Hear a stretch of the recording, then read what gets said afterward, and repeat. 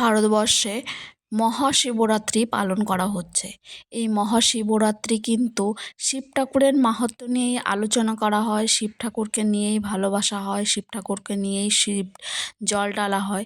সেইভাবে আমাদের বাড়িও কিন্তু এর কিন্তু পিছু পা হয়নি। তাই দেখো সকালবেলা উঠে কিন্তু এই শিব পুজোর আয়োজন শুরু হয়ে গেছে।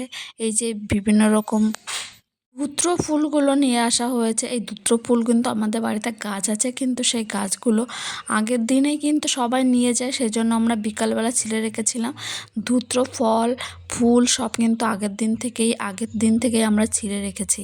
আর এখন করব ঠাকুরের আসনটা, সেটা পরিষ্কার করব। তাই দেখো সমস্ত ঠাকুরগুলোকে কিন্তু নিচে নামিয়ে রেখেছি। তারপর একটা বাটি ছিল, এই বাটির ভিতর কিন্তু শিবলিঙ্গটা থাকে, সেটাকে কিন্তু পরিষ্কার করব বলে বাইরে নিয়ে যাচ্ছে। আর দেখো সব থালা বাসন কিন্তু এখানে মাজা আছে, সুন্দর করে মাজা রয়েছে এবং খুব সুন্দর লাগে দেখতে যখন সব একসঙ্গে রোদে মেলে দেওয়া হয়। আর এই যে আমাদের ঠাকুরের আসন, এটা কিন্তু পরিষ্কার করা হয়েছে এবং ভালো করে কিন্তু সার্ফের জল দিয়ে ভালো করে ধুয়ে নেওয়া হয়েছে। এরপর কিন্তু আস্তে আস্তে সব কিছু, যে ন্যাকড়াটা দেখতে পাচ্ছ, ন্যাকড়াটা দিয়ে কিন্তু আমি ভালো করে মুছে নেব। সেজন্য কিন্তু ন্যাকড়াটা ভালো করে মুছে নেব বলে কিন্তু চলে এসেছি।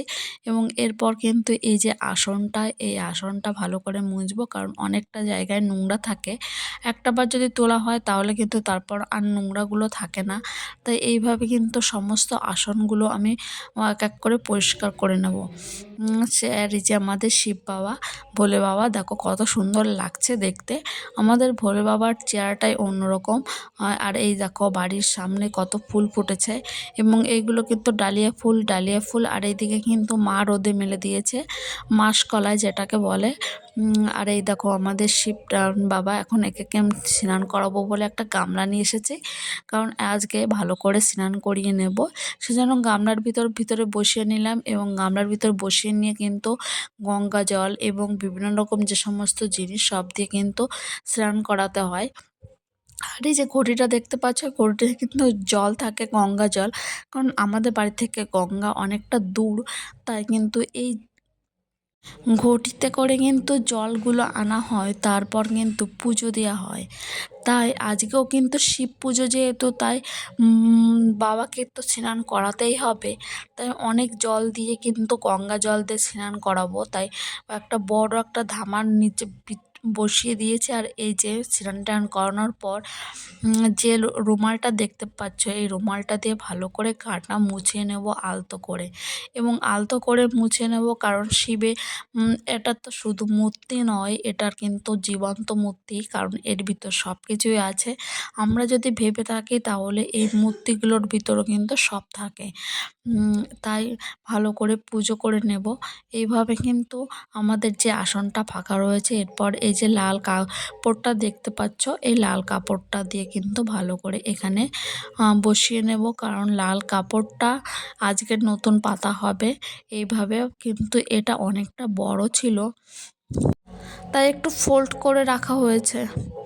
আর এই যে গঙ্গা জলটা, এই জলটা দিয়ে অন্য যে সব ঠাকুরগুলো রয়েছে সেগুলোকেও ভালো করে মুছে নেবো। এই দেখো জগন্নাথ, জয় জগন্নাথ, সব জগন্নাথ, এনাকেও ভালো করে পুজো করে নেব। আমাদের এই জগন্নাথ ঠাকুরটা যখন আমার পিসি পুরীতে গিয়েছিল তখন কিন্তু নিয়ে এসেছিলো আমাদের ঘরে, তখন তারপর থেকে কিন্তু পুজো হয়ে থাকে।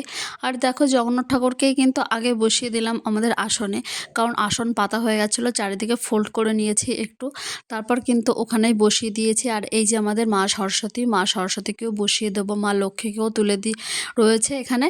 তো মা লক্ষ্মীকে এখন তুলে দেবো আসনের ভিতর, এই যে সব চলে গেছে আসনের ভিতর। এবং এইভাবে কিন্তু সব ঠাকুরগুলো এক এক করে সাজিয়ে নেব এবং সাজিয়ে গুছিয়ে তারপর কিন্তু পুজোটা শুরু হবে।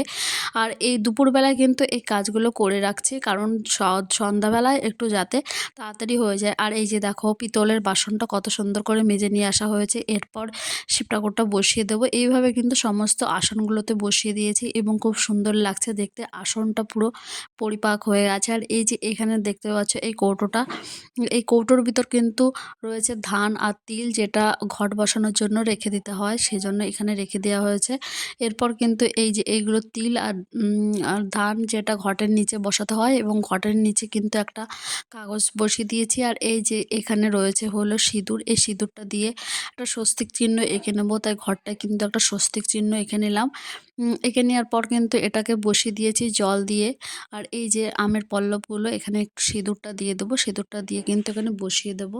কেমন লাগছে ভিডিওটা তোমাদের একটু কমেন্টের মাধ্যমে জানাবে এবং সাবস্ক্রাইব করে দেবে আমার চ্যানেলটা। আর এই যে আমাদের জল সংকটাও কিন্তু বসিয়ে নিয়েছি। এইভাবে কিন্তু আমাদের সমস্ত পুজোটা সুন্দরভাবে সাজিয়ে গুছিয়ে নিয়ে পুজোটা করব। আর তাই আগে থেকে সমস্ত কিছু সাজিয়ে নিলাম এবং সাজিয়ে নিয়ে কিন্তু পুজোটা শুরু হয়ে যাবে।